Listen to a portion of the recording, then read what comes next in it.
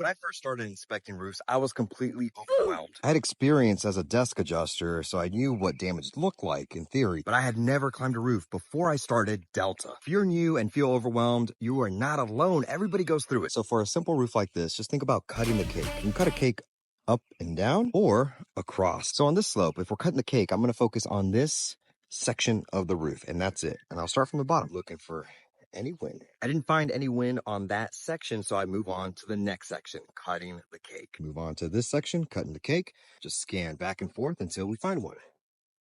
Some wind damage right here. That same section, found another one.